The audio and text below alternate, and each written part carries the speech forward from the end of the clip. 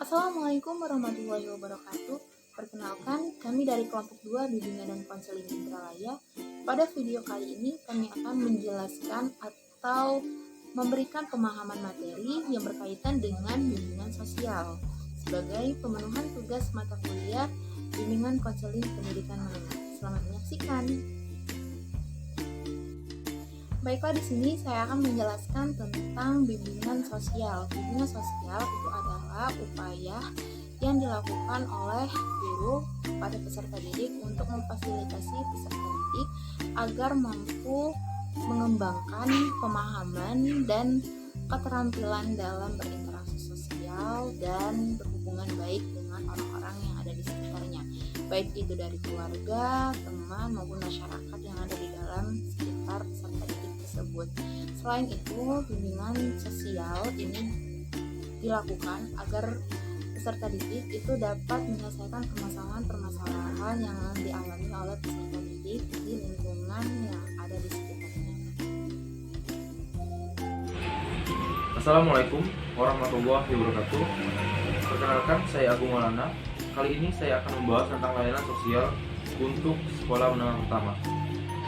Dalam konteks bimbingan konseling, standar kompetensi ini dikenal dengan istilah standar kompetensi kemandirian atau SKK, yang di dalamnya mencakup 10 aspek perkembangan individu mulai dari SD dan SMA dan 11 aspek perkembangan individual. Nah, ke-11 aspek perkembangan tersebut ialah landasan hidup religius, landasan perilaku etis, kematangan emosional, kematangan intelektual, kesadaran tanggung jawab sosial, kesadaran gender, pengembangan diri, perilaku kewirausahaan, wawasan dan kesiapan karir, kematangan hubungan dan sebaya, kesiapan diri untuk menikah dan keluarga. Nah, masing-masing aspek perkembangan tersebut memiliki 3 dimensi tujuan, yaitu ada pengenalan atau penyadaran, yang kedua yaitu ada akomodasi, dan juga yang ketiga ada tindakan atau perilaku nyata dalam kehidupan sehari-hari. Nah, aspek perkembangan dan dimensinya ini tampak sudah disusun sedemikian rupa dengan mengikuti dan diselaraskan dengan prinsip-prinsip atau kaidah-kaidah tugas-tugas perkembangan yang harus dicapai individu. Nah, berikut ini adalah rumusan standar kompetensi kemandirian peserta didik pada sekolah lanjutan tingkat pertama, yaitu ada aspek perkembangan, ada tataran atau intoleransi tujuan pengenalan, ada landasan hidup religius, ada mengenal arti dan tujuan ibadah, ada landasan perilaku etis, ada mengenal alasan perlunya menaati aturan norma, adanya kematangan emosional, adanya kematangan intelektual, adanya kesadaran tanggung jawab sosial, adanya kesadaran gender, adanya cara untuk mengenal atau mengekspresikan perasaan secara wajar, mempelajari cara-cara mengambil keputusan dan pemecahan masalah, mengambil cara untuk memperoleh hak dan memenuhi kewajiban dalam lingkungan sehari-hari, mengenal peran-peran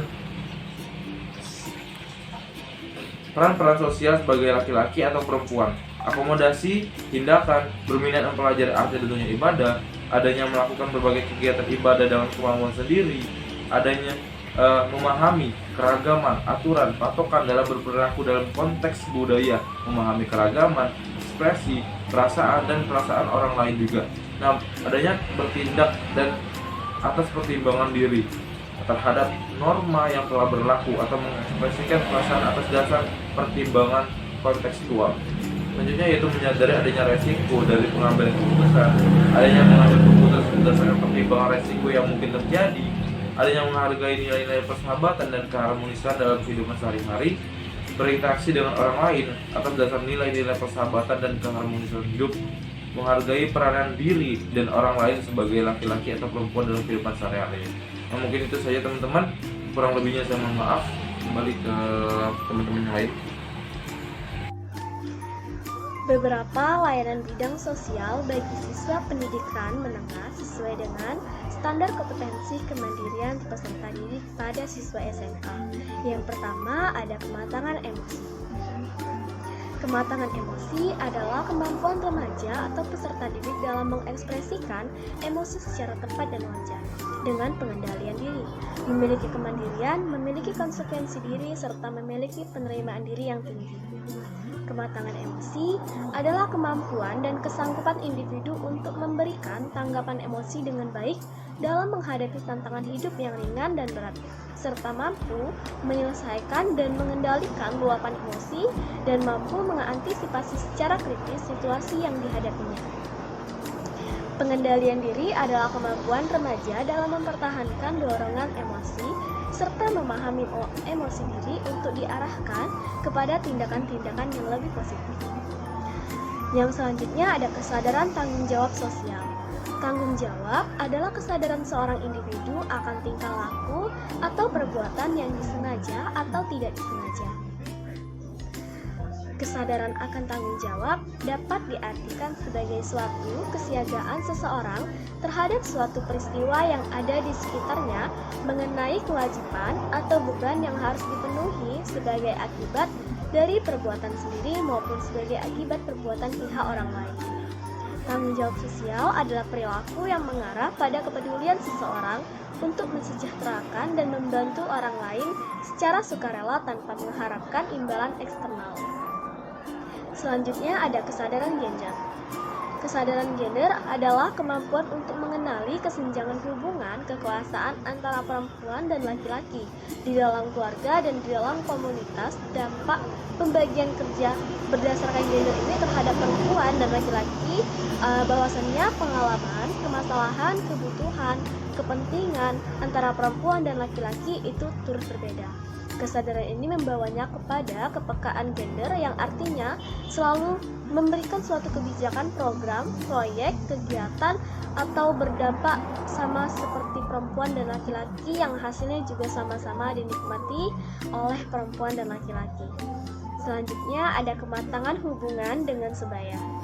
Nah, kematangan hubungan teman sebaya ini adalah seperangkat keterampilan sosial, emosional, kognitif, dan perilaku yang dibutuhkan remaja atau peserta didik untuk bergaul dengan remaja yang memiliki usia atau tingkat kematangan yang kurang lebih sama agar tercapai adaptasi sosial yang sukses, serta mampu memahami situasi teman sebaya dan belajar dari pengalaman teman sebaya untuk perubahan dalam interaksi sosial dengan teman sebaya. Selanjutnya yakni permasalahan peserta didik tingkat menengah pada permasalahan sosial. Masalah sosial atau problem sosial merupakan permasalahan-permasalahan yang muncul di dalam masyarakat yang mana bersifat sosial dan berhubungan erat dengan nilai-nilai sosial dan lembaga-lembaga kemasyarakatan. Masalah sosial juga biasanya dialami oleh individu dan masalah ini dapat dipengaruhi oleh individu itu sendiri, orang lain, dan sistem yang ada. Adapun contoh dari permasalahan sosial pada peserta didik tingkat menengah yakni yang pertama, kurang menyenangi kritikan orang lain. Kedua, kurang memahami etika pergaulan. Yang ketiga yakni merasa malu untuk berteman dengan lawan jenis. Baiklah, selanjutnya saya akan melanjutkan penjelasan dari saudari Febiasi Fajria, yaitu tentang permasalahan peserta didik pendidikan menengah pada bidang sosial. Yang keempat adalah kurangnya mampu menyesuaikan diri. Yang kelima, penyakit sosial seperti tawuran, yang motor, pemalakan, pencurian, dan lain sebagainya. Yang keenam, tidak mau bekerja sama atau bergotong royong. Yang ketujuh, membuang sampah sembarangan. Yang kedelapan, membolos sekolah. Kesembilan, melakukan tindakan bully. Yang kesepuluh, tidak bisa beradaptasi dalam lingkungan sekolah. Dan yang ke-11 yaitu merusak fasilitas sekolah. Perkenalkan, nama saya Ica Maharani. Jadi pada kesempatan kali ini saya akan menjelaskan materi mengenai keterkaitan permasalahan peserta didik pendidikan menengah pada bidang pribadi. Dalam menempuh pendidikan, tidak selamanya proses terjadi sesuai dengan harapan. Banyak siswa sering menghadapi berbagai hambatan dan juga permasalahan dalam menempuh pendidikan, seperti munculnya berbagai perubahan perilaku sehari-hari, kejenuhan belajar, tidak mengerjakan tugas, dan juga lain sebagainya. Secara umum, masalah yang terhimpun dalam proses permasalahan pribadi sosial meliputi masalah hubungan interaksi dengan orang lain, termasuk orang tua, saudara, teman, guru, dan juga masyarakat. Masalah pengaturan diri baik dalam bidang kerohanian, perawatan diri, jasmani, dan rohani, serta penyelesaian konflik dan juga sebagainya. Permasalahan dalam masalah pribadi dan sosial, maka permasalahan yang dihadapi adalah sebagai berikut. Masalah-masalah yang berkaitan dengan diri pribadi. Yang pertama, ketakwaan kepada Tuhan. Kurang motivasi untuk mempelajari agama sebagai pedoman hidup. Kurang memahami bahwa agama sebagai pedoman hidup. Kurang memiliki kesadaran bahwasanya setiap perbuatan manusia diawasi oleh Tuhan. Masih merasa malas untuk melaksanakan ibadah dan juga kurang memiliki kemampuan untuk bersabar dan juga bersyukur. Perolehan sistem nilai meliputi masih memiliki kebiasaan berbohong, masih memiliki kebiasaan mencontek, dan juga kurang berdisiplin khususnya memelihara kebersihan.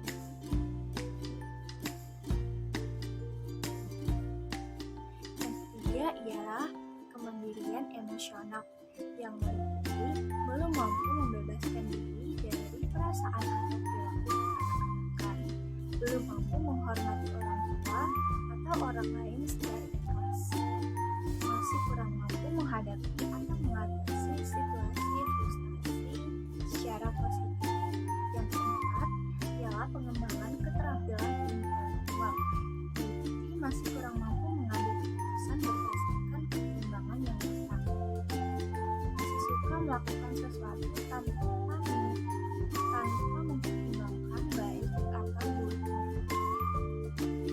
Yang kelima yaitu menerima diri dan mengembangkan secara efektif, meliputi kurang merasa bangga dengan keadaan diri sendiri.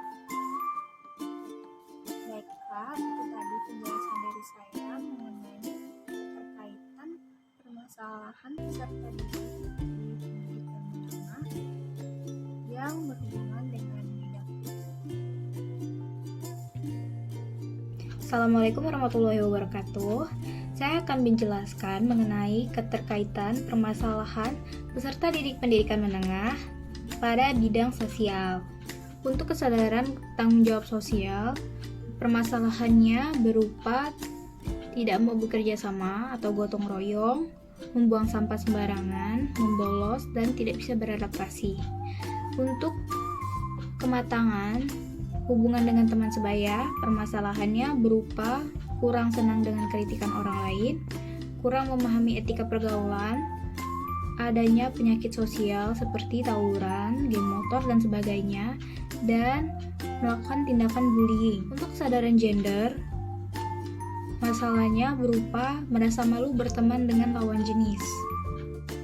Baiklah, terima kasih kepada teman-teman sekalian yang sudah menonton video ini dari awal hingga akhir. Semoga apa yang disampaikan di dalam video ini dapat bermanfaat bagi teman-teman sekalian. Apabila terjadi kesalahan kata dan kekurangan kata di dalam video ini, kami dari kelompok 2 meminta maaf. Kami akhiri. Wassalamualaikum warahmatullahi wabarakatuh.